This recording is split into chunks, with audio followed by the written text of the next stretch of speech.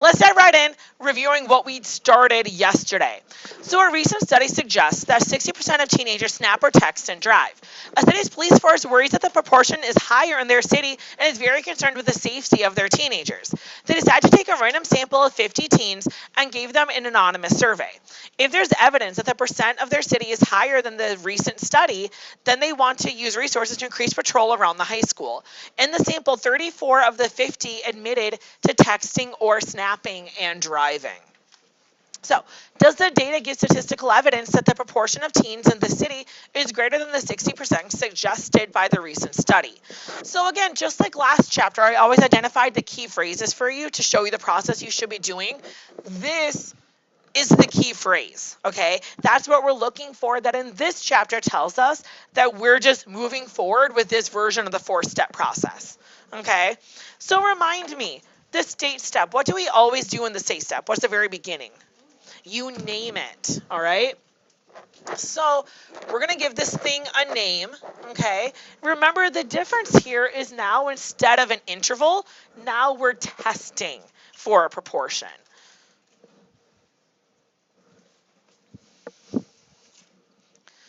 The other difference from confidence intervals is there's a little bit more that goes into the state step. What else do we need to remember in this chapter if we're conducting a test? Every test needs hypotheses, yeah.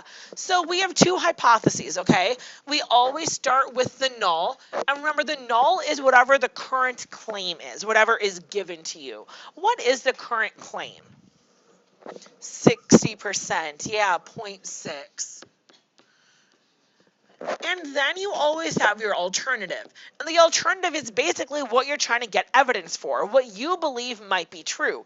What are these police officers concerned for? They're concerned that maybe in their city it's greater than 60%. Okay, so for that you have to look at the language itself to determine what direction you're looking at that alternative being. Okay, the null is literally always equal to alternative. You look at the context to figure out what direction you think it's aimed at. And then what's the final component? What do we need to do after we establish this? You need to tell me what that P is. You can't just throw out a variable without telling me what that variable means, okay? In this case, it's a true proportion of teens in the city who text or snap while driving.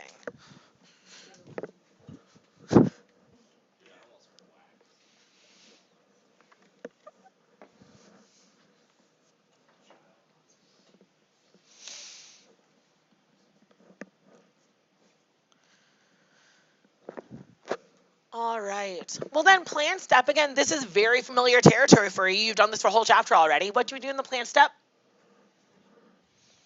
We check our conditions, okay? Nice thing is the conditions are also the same things. What's the first condition? Random, okay? And that you just have to say that they said it was random. And I did say they took a random sample of 50 teens. The one little hiccup in this is the normality condition. Okay, that's the one basically the same but slightly different. Remember, means you look at just sample size over 30, right? Proportions you look at successes and failures. What's the little caveat to that in this chapter? Expected successes and failures. Remember, we need to assume every step along the way that the null is true until we have evidence otherwise. Okay, so here is not just those, how many kids? What's it, 34? Yeah, not just 34 successes, it's the expected successes. Okay, so if we had 50 teens, and according to the null, we're expecting 60% of them to text and drive, that would be 30. Expected failures, well, if there's 50 people, 30 are successes. How many would be failures? Or expected to be failures? 20. And what's the last thing to this? This actually isn't enough. Remember, this is what they would consider stating the condition, not checking the condition. You have to compare them to the number 10, or you have to say both or at least 10.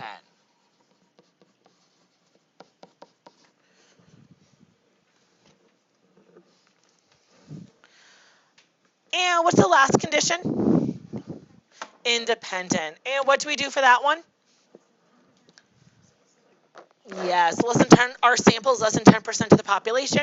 In this case, the population we were surveying are the teens in this city. So it does seem reasonable that our sample is less than 10% of all the teens in this city.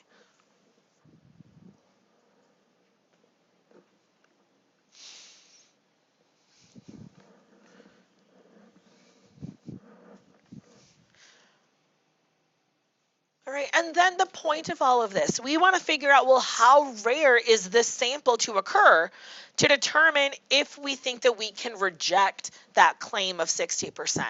And remember, the way that we check how rare it is by calculating its z-score, okay? So z-scores, remember, are your observation minus the truth divided by standard deviation. What was our observation? What is 34 divided by 50? I think, is that 68%? Yeah. All right. So our observation was 68% minus the truth, which right now, again, it's assumed to be 60, divided by the standard deviation. And again, if you ever forget how to construct a standard deviation, do remember that this packet can help you with that, right? Do you remember me showing you this page in chapter 7 and 8 now? Well, again, it could also help you in 9 if you forget how to set up that standard deviation. Remember, the catch, though, is when you're filling in the proportion, you have two proportions to pick from. Which one do we use in the construction of the standard deviation? The 0.6. Again, you assume the null is true until you have evidence otherwise. So we would use the 0.6. And again, that thing just looks like a massive cluster, right? So you're probably not going to want to have to do that in the calculator yourself. You're probably going to want to remember the program that tells you the answer. So let me call up that calculator program, okay? So remember, in the programming, all right, if it's for a proportion, it must say proportion in its name, okay? So it absolutely has to say proportion, okay, which doesn't that rule out just a basic z-test, right? We know we need proportion in its name. We do want a 1 there because it's one sample, and we are dealing with a z-test here. Which one of these actually matches what I want? The fifth one, number 5. In the program, what we're looking for is, first of all, this little sub-zero thing should look familiar to you. Doesn't that look like the null? Okay. What was the null value in this case? 0.6. X, just like it was in the program last chapter, that is the actual number of successes out of the sample size. And then you have to pick the direction. Now here, mine's already programmed the right way. Isn't this what the alternative said? We're concerned that maybe our proportion is greater than that null. Do we have evidence that it should be greater than that? All right, and then we get this, all right? This is what that big mess equals, okay? So that big thing that we just made, remember, is this. What did we call this second value? I gave it a name yesterday. P-value. Those are the two things you're going to want to take away from this program when you use it, okay? You want to take away that test statistic, and you want to take away that p-value from it. So can you guys write those two things down for me, so when I switch screens, you can just repeat it back to me? Someone have it? Yeah, love it. This was 1 point. All right, and then the p-value, 0.124. Usually I go to 3 digits, or 4, not that it really matters. 1, okay, thank you. All right, so now it's time to make our conclusion, okay? So we ran our test, we got this p-value of 0.124. Now, yesterday, every single example, I specified a very specific significance level, right? What did I say? If there isn't one stated, what's a safe one to use? 0.05. That's kind of the most common one. Just like confidence intervals, the most common one was 95%. 5% is the most common significance level here. Okay, so if they ever don't use one, just roll with 0.05. All right? So this is greater than 0.05. This isn't as rare, right? This isn't as uncommon as we were actually willing to accept. So what that tells me is we didn't get the evidence we needed, right? This actually wasn't that rare in the end, was it? So what language do we use? We failed to reject. Yes. So here we didn't get the evidence that we needed. We failed to reject the null. So remember the three components that go into a good conclusion here: a direct comparison of your p-value to a significance level. Okay, and in this case, we're just rolling with 0.05 because they didn't give one. Directly stating, do you reject or fail to reject the null? And then saying what that means. What that means for us when you fail to reject means you do not have evidence. And what evidence were you trying to find? Well, good news. Can't you just copy paste this again, just with the word not in it because you didn't get the evidence you needed? Is everybody with me on that? Yeah? Love it.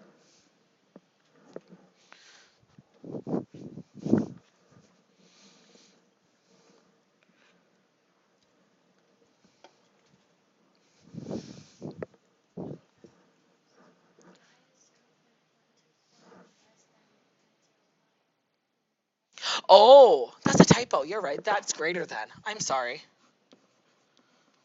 Thank you for catching that. Everything else is worded right. Yeah, I just put the wrong word there. Thank you.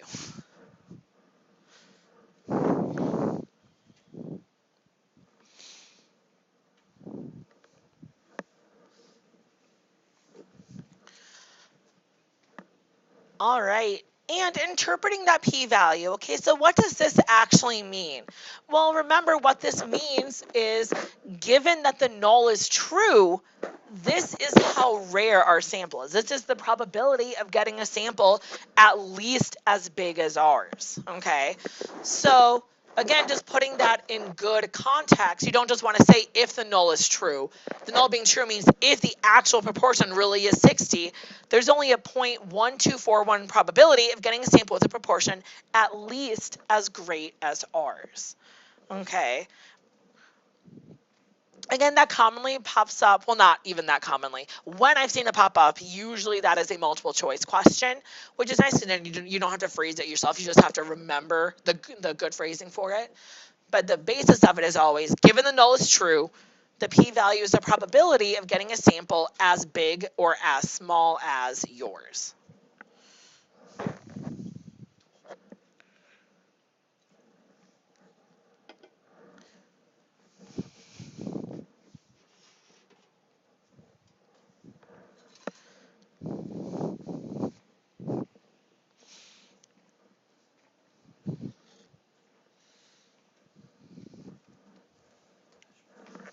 Yeah.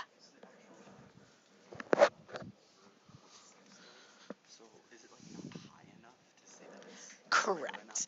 Correct. Because we know with samples, we know it's never going to be perfect, right? So maybe the sample just, yeah, was naturally a little bit higher. So what we're trying to determine is it big enough that it would be so unlikely that that 0.6 were true in order to get one that is that different from the null. Yeah, yeah. Yeah, so we're trying to say that 0.6, we're trying to get evidence that that's not true because our sample was so utterly big that that could not conceivably have been what it came from.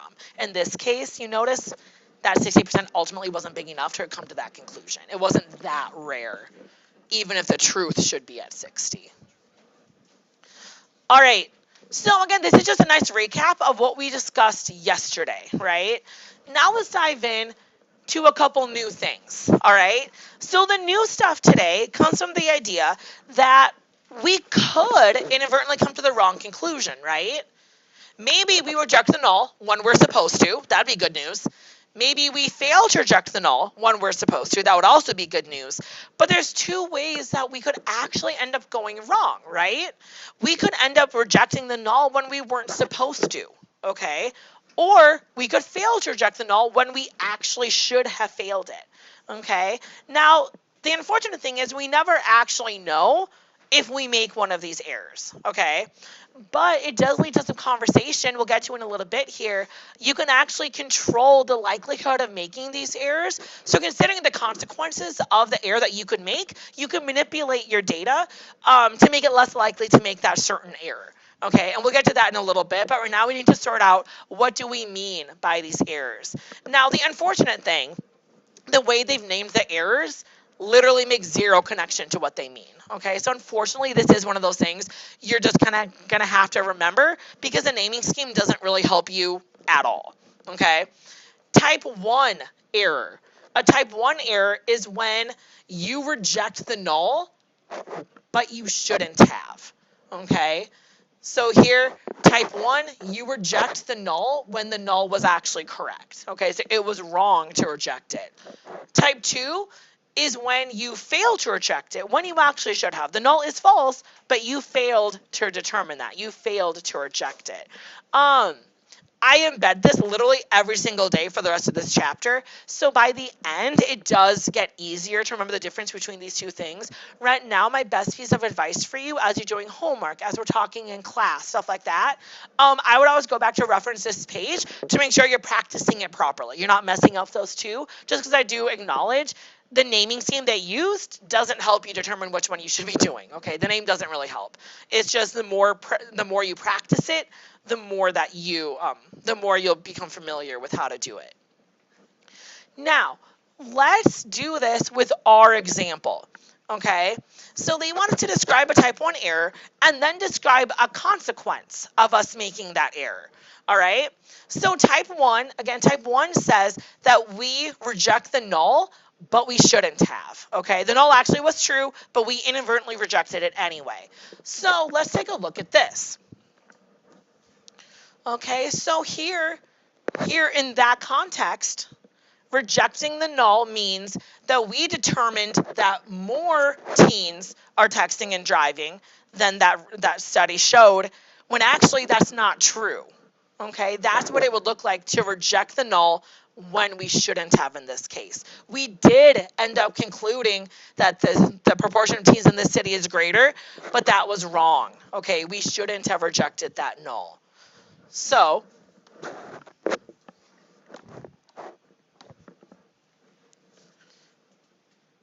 that's how I would phrase it.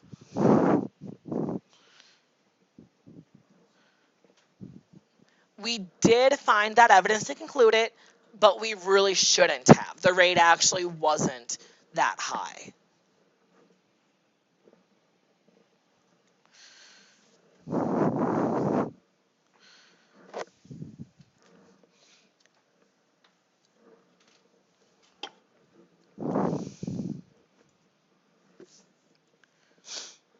Now, let's think about a consequence of this, okay? So, back in the prompt, it talked about the idea that if you gain evidence that more kids are texting and driving than that average, that the police force wanted to use resources to put more cops around the school, right? So what is the consequence of this? You actually did determine that it was higher, even though you shouldn't have. So what's going to happen? You made the conclusion that the proportion is higher. So what are the cops going to do? They're going to waste resources, right? You're telling them, hey, you do need more resources around the school. But again, if we did make an error in that, we're saying that that's wrong, right? They don't have to do that. So I do like the term that you use, Cole. They're wasting resources, right? They're using resources that they don't need to use. They could use those cops for other things around the city.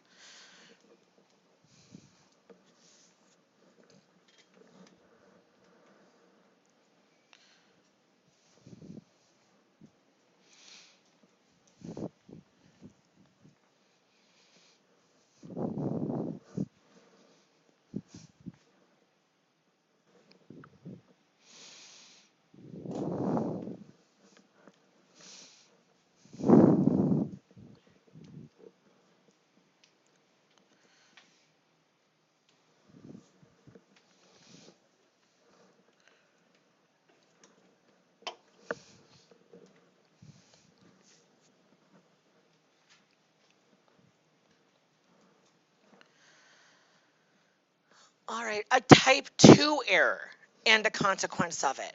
All right, so type 2 is the reverse, okay?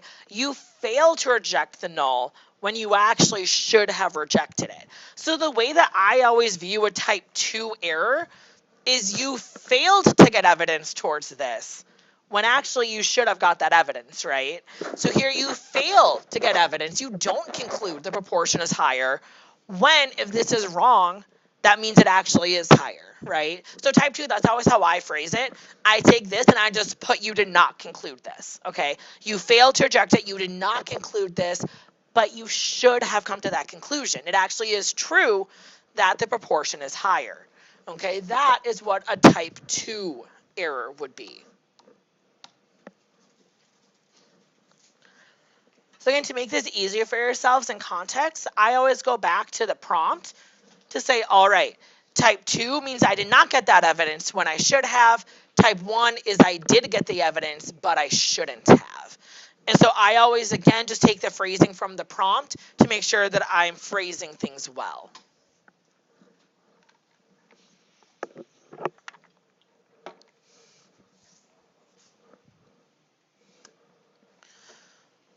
All right, so let's think in context what this means, what the consequences of this would be. So, according to your conclusion, you're telling the cops that it's not a bad situation, right? There aren't too many kids texting and driving. So, what are the cops going to do? They're not going to worry about it, okay? But again, if it was wrong for us to conclude this, the rate actually is higher. What could be a consequence of us telling the cops we don't need extra help from you? Is going to get bigger, or could there be more accidents? Could it actually put our kids at risk if we should be using more resources and we're not? So that would be the consequence I would talk about for this. You're telling the cops we don't need extra help, we don't need extra resources, but we actually do, which is a safety risk.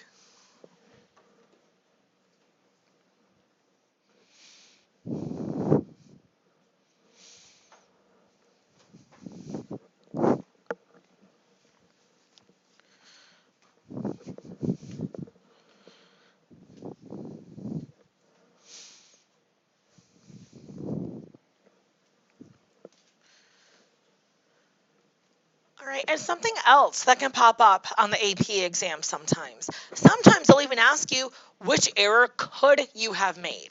Again, unfortunately, you'll never know if you actually did or not, but just assessing our situation. What error could we have made in our study? What was our conclusion? We failed to reject. So we did not get the evidence. And if that was wrong, which type of error would that be? Since we said there was not evidence. That could have been a type 2 error, okay? Not saying we did make one, saying that's the one we could have made. Now, where did the conversation go from here? Okay, it doesn't really do us much good just to assess, well, this is what could be happening, right, if we can't do anything about it. So the good news is we can do something about it, okay? So while this isn't in the note packet, I just want you to kind of assess, in this situation, which one would we deem as worse? What would be a worse error to make? Probably type 2, because isn't that a safety issue? It's like, obviously, we don't want to waste resources, but wouldn't it be worse to be putting our kids at risk? Right? Can we all agree on that? Type 2 is probably a worse situation here. So where we're heading from here is talking about what can we do about this? How can we make it less likely we make this kind of error then if we deem that this is a worse outcome? So, oh, whoopsie. Okay, we're not that far yet. We'll come back to that. Yes. So when you say you have to determine which one is worse, is it always different depending on the context of the question? Exactly, yeah. So for other questions, one could be worse. yes. So that's kind of context. And sometimes they'll even say, like, from this perspective, which one would be more severe. Because it is obviously an opinion. Some people might say, like, well, wasting taxpayer resources is a really bad idea. So, like, it is up to opinion. So if it ever popped up, they make it very clear which stance that you were supposed to try to take. And I'm sorry, I forgot I had another example in here. We'll come back to the idea of changing that in just a minute. I'm sorry I had more examples in here. All right.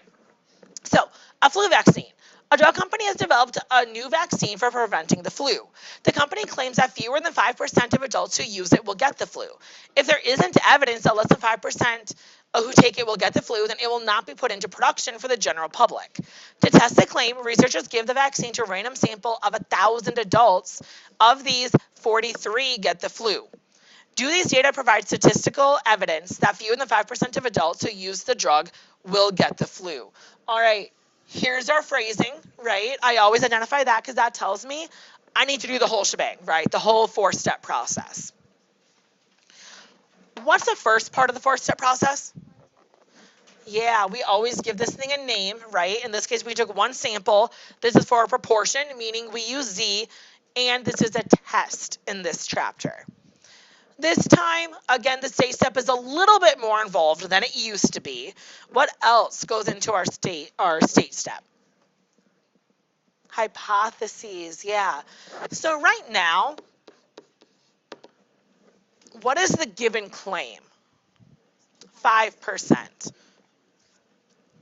That's the tricky part here is the null always has to be an equal to value. So you would just take the 5% as the benchmark of that, and then the alternative is where we'd like it to be from there. So I know that's a little bit confusing part here, but yeah, the null always has to be an equal to statement. Great question. Yeah. And what we're trying to get evidence for is we would like that to be less than 5%. And again, what is this P? What are we talking about? The proportion of people that get the flu, yes.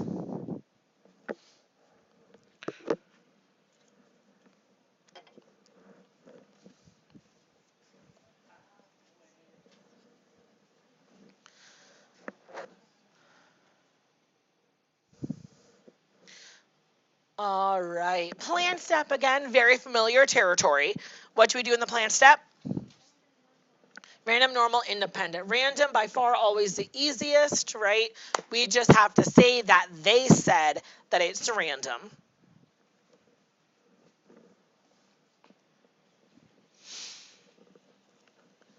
Remember, normality for means is that the sample size has to be greater than 30. For proportions, is the successes and failures are both at least 10.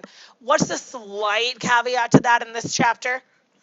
Expected. Yeah, remember, you do have to step through this process assuming the null is true the entire time, unless you get evidence otherwise. So here we have our expected successes. So 1,000 times that 0.05 gives us 50. Expected failures will therefore be, 950. And what do we want to be true about both of these? Yeah, both at least 10. Love it. And what's that final condition? Independent. Our sample is less than 10% of the entire population of adults.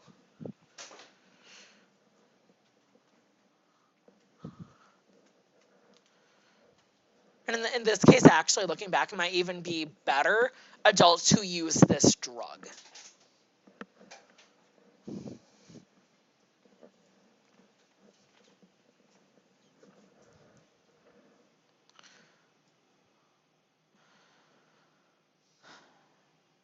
All right, then the do step, the actual math. The math here this time is we would like to determine how rare is our sample. If the null is true, how rare is it that we would get a sample like ours? Okay, so to answer that, we use a z-score, or what we call it in this chapter, a test statistic. All right, we take our sample, 43 out of 1,000 would be 0.043, minus the truth. Well, what are we saying is true right now? 0.05 divided by standard deviation. And again, if you ever need help with standard deviation, boom, your packet can help you with that.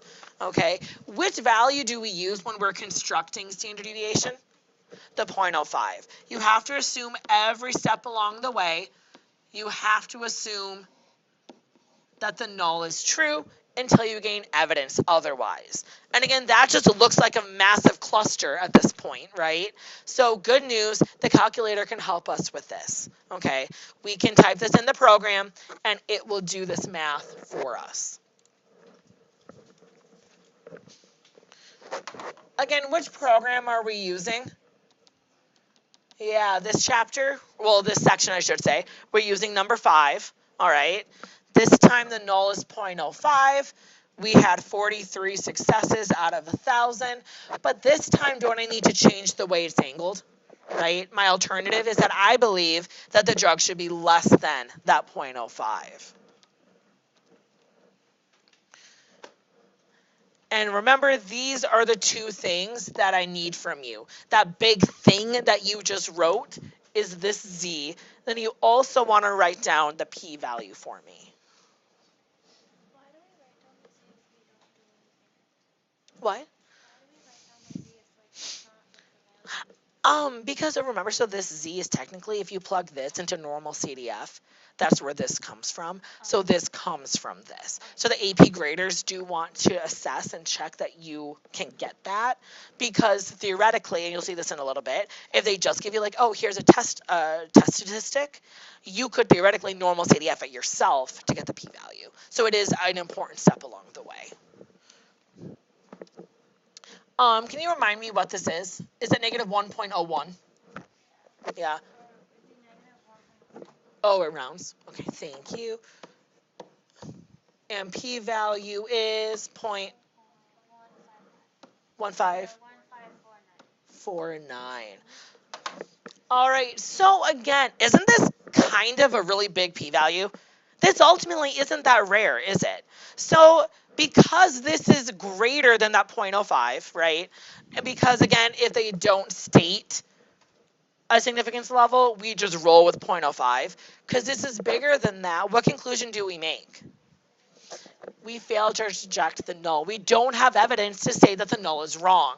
We didn't find evidence that fewer than 5% of adults using the drug will get the flu.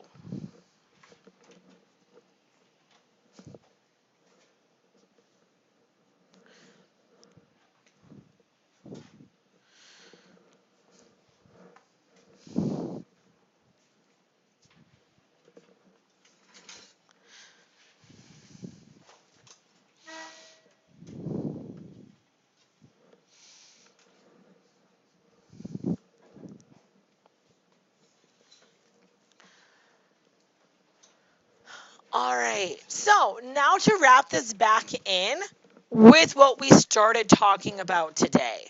Okay, these type 1 and type 2 errors. So again, whenever you're having to do this yourself, aka tonight's homework, on your take-home quiz, things like that, it probably would be extremely beneficial if, as you're doing this on your own, you have this as a resource, right? To remind yourself which way this works. So a type 1 error is where you reject the null when the null was actually correct, okay? So by rejecting it, it means you found your evidence, but you shouldn't have. That's not true.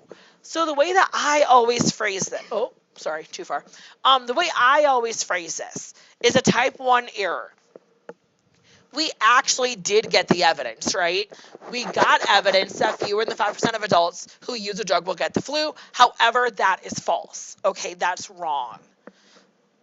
So that's always how I phrase it. Okay, so you did find that evidence you were looking for. Again, you probably noticed I take a lot from that prompt, when in reality, actually more do get the flu than that.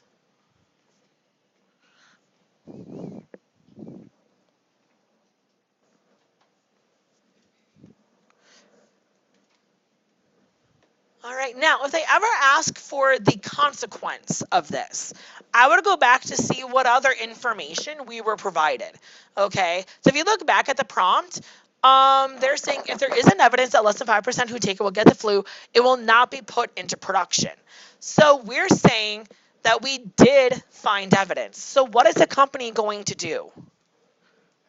They're going to manufacture it, but what's the problem with manufacturing it? Yeah, it's not actually helping as many people as it should, right? You're manufacturing a false product. Okay, so and there's a couple other avenues you could go down. First, you're selling a lie to a customer. So very well, this could lead to a bad product. Customers will be unhappy if they realize more people are getting it. Also, if they're investing money in a faulty product, they're not doing research to make a better one, right? Wouldn't that other be another consequence of this? They're going to start manufacturing this thinking it's working, which means they're not going to put resources into making an actually good product. So there's a couple avenues you could go down with this. Okay? But again, ultimately, you're making a product that's not helping as many people as it should. And again, you could go more in depth with those other topics I said as well. This would also probably mean they're not going to invest in researching to a better drug because they already think they've got one that's decent. That'd be another thing you could add to that.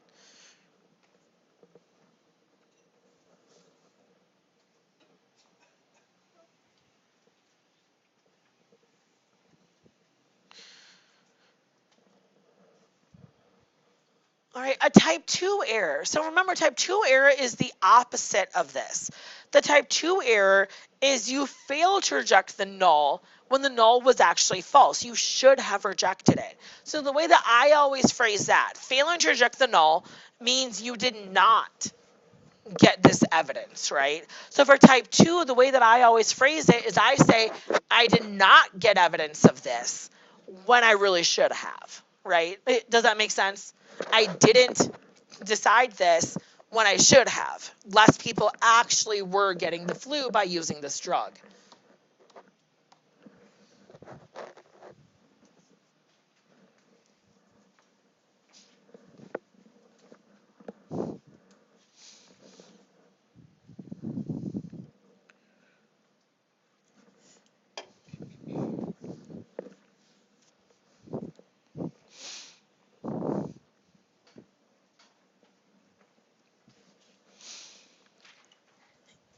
And let's think of the consequence of making this decision now. Okay? So, based on not concluding fewer people were getting it, what is this company going to do with that information? They're not going to produce their product.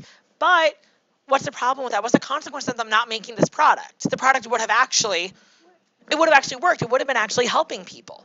Okay? So that's the consequence this time is they're not going to produce a product that actually would be helping people.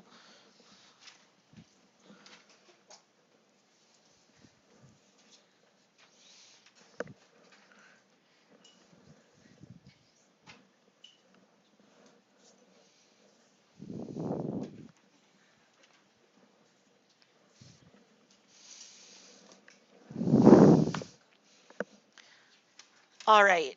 Now we'll finally get to the part that I was referencing earlier in today's lesson because I forgot I had this one.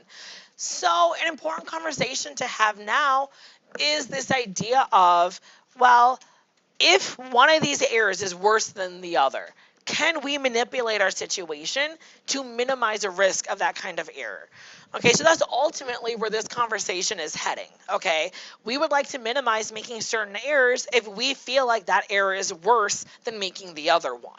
Okay, yes. All right. So a natural question is, how do we know how likely it is to make a type 1 or type 2 error, and can we use that to decrease the likelihood of making them? So of course the answer is yes, we can do that. All right. So the first one is actually really easy.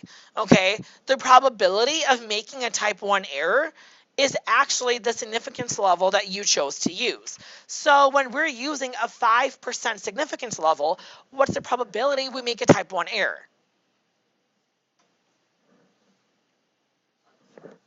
5%, right? So that significance level dictates the likelihood of making a type 1 error, okay? So let's say the drug company determines a type 1 error is more serious, and they want to make sure that its drug doesn't go into circulation if it isn't helping prevent the flu as much as it should. How can they adjust the significance level used to help decrease the probability of making a type 1 error? All right, so again, here we want to minimize making a type 1 error. What should we do to the significance level that we're using? We should lower it. Okay, so again, here, if this company decides, hey, I don't want to put a faulty product in circulation, the smaller they make that significance level, the less likely that error is to occur.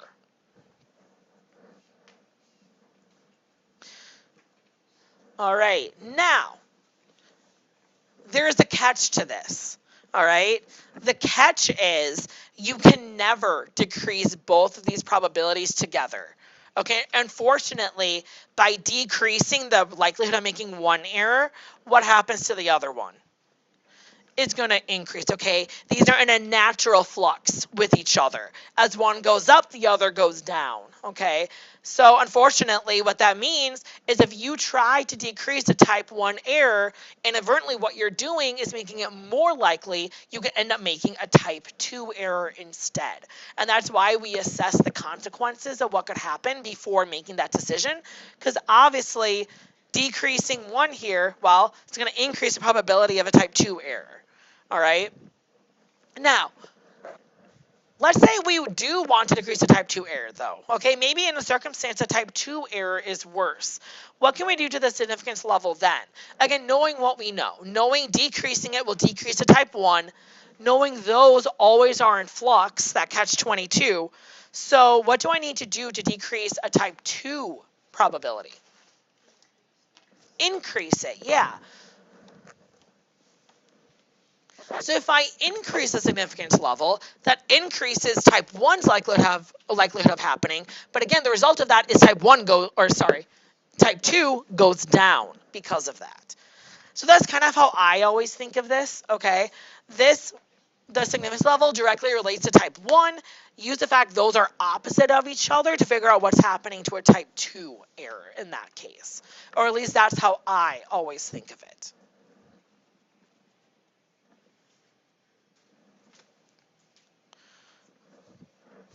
What? Sorry. All right. Another influence on these probabilities is sample size, okay? So we're going to take a little bit of time to investigate sample size. So here, let's say we ran the same experiment, got the same results, but let's say that result came from 3,000 people instead of only 1,000 people, okay? And let's see the impact that that would have. So if I run this same experiment, okay, but this time, wait, or was it 139? 129? So that's going to give me the same proportion I got before. I'm just scaling it to be out of 1,000 people instead. What happened to my p-value when I did that? Compared to the p-value we found when we actually did it, what happened to my p-value? It got smaller. All right, so increasing sample size, that made it more likely and made it easier to reject. Is everybody with me on that? Right? Upping my sample size, but getting the same end result made it easier to reject. Okay? So let's relate that to these errors. Okay? So here, the p-value got smaller, in this case again, making it enough to reject the null. So, let's think about this, okay, and how this relates to a type 2 error, okay? So a type 2 error is we didn't get the evidence when we should have, right? We wanted to have gotten the evidence, but we didn't. Well, if increasing the sample size makes it easier to reject, wouldn't that make it less likely to make a type 2 error, right? Type 2 errors we should have rejected, but we didn't. So what if by increasing sample size, we make it easier to reject? Wouldn't that make it less likely to make a type 2 error? So that is how we manipulate type 2 errors, all right? As you increase the sample size, It makes it less likely you make a type 2 error.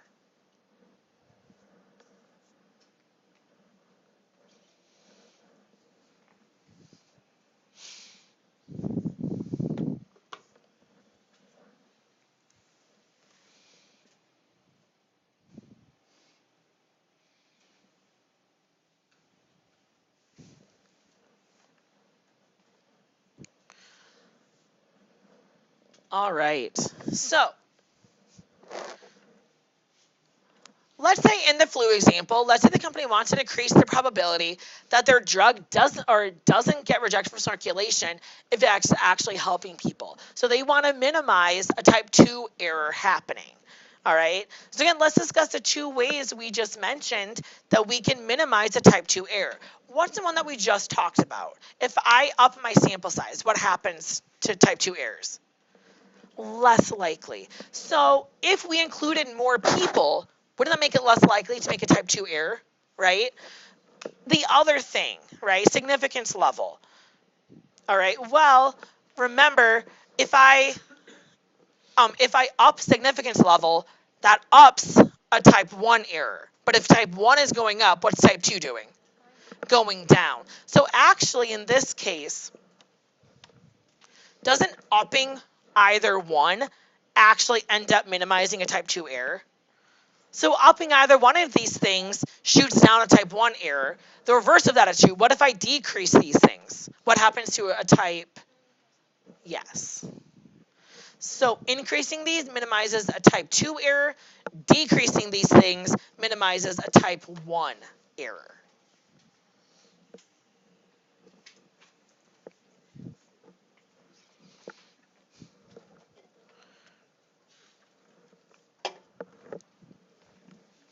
And I do believe, I think I summarized that for you, or did I not? On the next, oh, I didn't. Darn it. I think in the next section, I think I have a little summary of that for you somewhere. Yeah, right there. Perfect. Love it. Um, so really quick multiple choice, and then we'll be done. So on the AP exam, what they can do is in a test of the true proportion being 0.3 against an alternative of the proportion being greater than 0.3, a random sample of size 200 yields a test statistic of z equals 1.78. Which of the following is approximately equal to the p-value? All right. Yes, it is. So think of this like a z-score, right? This is a z-score essentially, okay? And don't we always do a normality check to make sure that this distribution is approximately normal? So if we have a z-score, something normal, a p-value is a probability, what command can we use to go from a z-score to a probability for something normal? Normal CDF, okay? So this would actually be normal CDF. You look here to see what direction you're headed. So here you want to go from this upward, but you can use normal CDF to go from that test statistic to the probability that the p-value is showing. Okay, and do you have that test? Oh, which one is it? A? All right. So that is a skill that sometimes pops up. If they just give you the test statistic, you can still get to the p-value.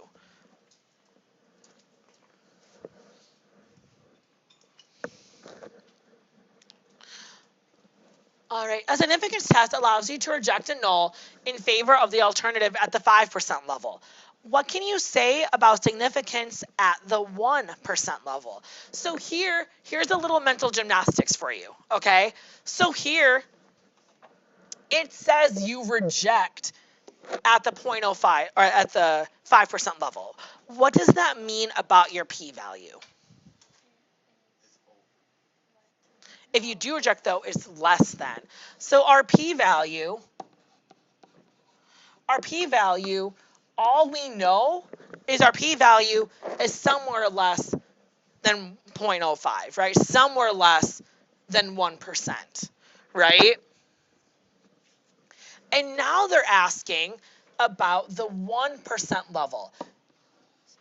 So in order to reject at the 1% level, we need to know that our p-value is smaller than this, right? Can everyone agree on that? That's what that would mean.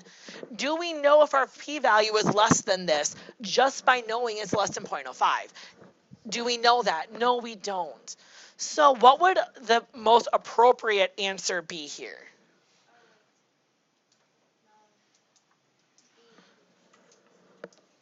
There's insufficient evidence to reject it, right? We can't reject it. We don't know if we can because all we know is that it's is less than 0.05. That doesn't tell us it's actually less than 0.01. Okay. So actually, I'm going to change my mind on that. I think E is better. Saying there's insufficient evidence, I think that's too strong. We just don't know. Sorry. I like that answer better. Why would there be two of them though? They're so. So to me, saying insufficient evidence, to me, that's saying that you should fail to reject, and we don't know that either. We just don't have enough information. Sorry, that's why I changed my mind because we don't want to say we can't reject it. We just want to say that we don't know if we should or not. All right, and then I think I'm going to call it quits. Thank you for bearing with me. I know that got really long, guys, and I'm sorry.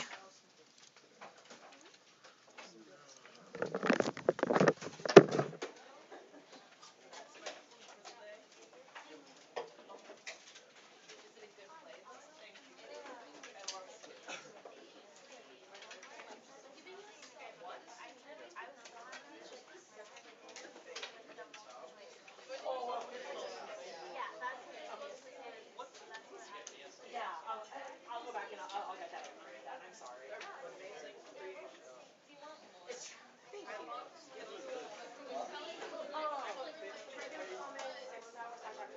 To try to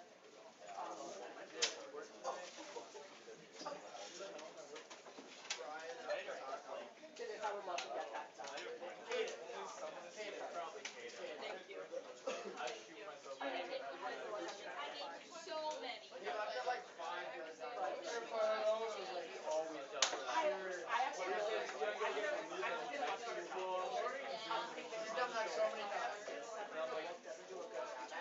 So I actually found in meetings no one was going to see the value in these errors if there's no consequence to me. So I tried really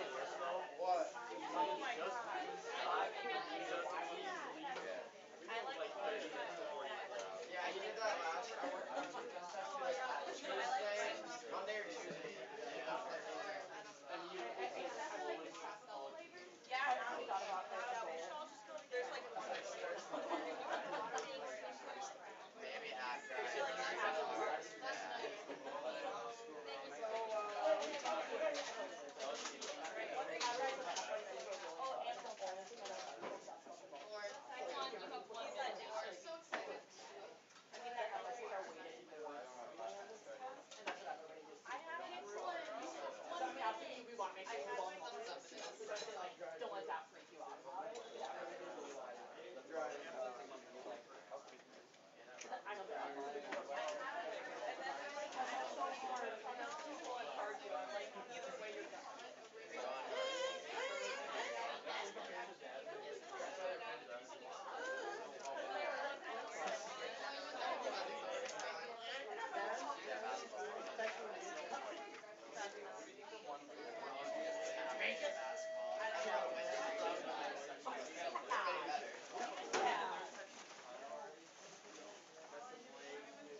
Have a good day, everyone. Actually, a good 3-day weekend. Because there's no school Monday. Why? What? Why? It's a holiday. A holiday. What? What holiday? Is it President's It's Day? either President's Day or Martin Luther King. No, we already had Martin Luther Okay, King. then it's President's Day. Get together, Tash. Get the holidays in order. I'm sorry. I'm slacking, obviously. All I right. didn't come in here right away when I got to school because I went to go take a quiz, just so you know. But I didn't want to like interrupt your teaching and have you be in like Passion Gotta go to take my Spanish quiz in your video. So How did I break this? I'm gonna come in here for lunch. You have a second lunch. Okay. Be here. I will be here. Stay. Maybe you need to tape it or glue it or something. or just find a way. So what's wrong is I can't get that complete. Oh wait, there.